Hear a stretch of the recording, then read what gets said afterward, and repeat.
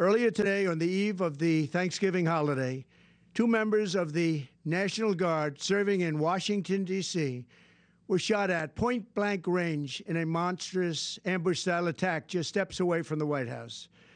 They had been deputized as part of the most successful public safety and national security mission in the history of our nation's capital, the D.C. Safe and Beautiful Task Force, which has achieved an unprecedented reduction in violent crime and crimes of all type.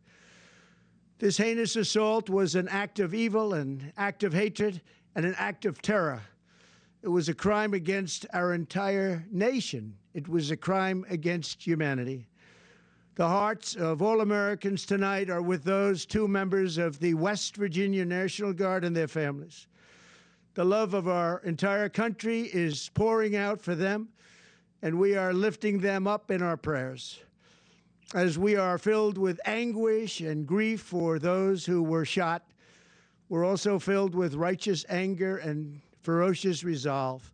As President of the United States, I am determined to ensure that the animal who perpetrated this atrocity pays the steepest possible price. I can report tonight that based on the best available information, the Department of Homeland Security is confident that the suspect in custody is a foreigner who entered our country from Afghanistan, a hellhole on earth. He was flown in by the Biden administration in September 2021 on those infamous flights that everybody was talking about. Nobody knew who was coming in. Nobody knew anything about it. His status was extended under legislation signed by President Biden, a disastrous president, the worst in the history of our country. This attack underscores the single greatest national security threat facing our nation.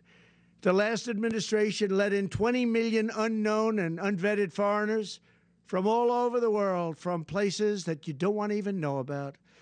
No country can tolerate such a risk to our very survival.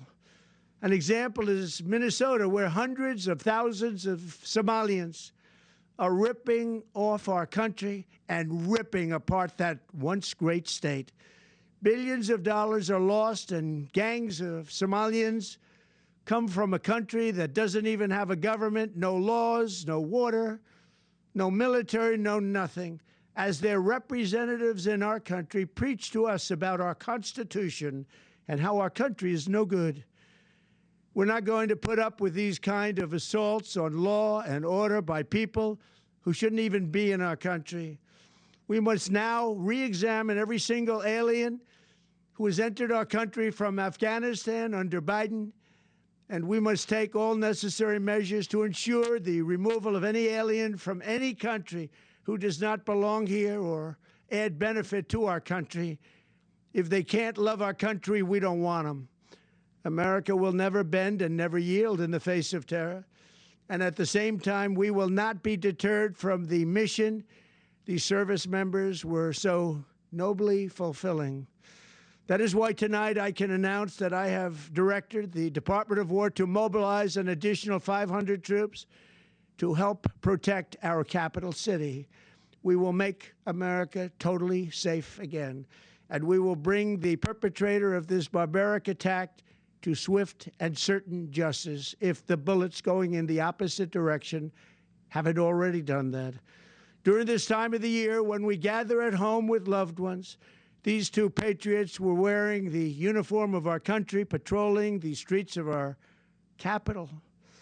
They had taken a selfless oath to defend our nation against all enemies, foreign and domestic, and that is exactly what they were doing when they were gunned down in a savage attack.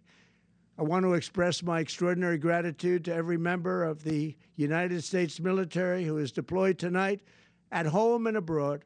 I also want to thank the Secret Service and the D.C. Metropolitan Police Department for their work today. This Thanksgiving, I ask every family to say a prayer for the two great heroes who were so horribly shot, and for their loved ones. Please say a prayer. May God bless them and comfort them, and may God bless and protect the United States of America. Thank you for watching. Subscribe below and download our NewsNation app right now on your phone, and you will get fact-based, unbiased news for all Americans.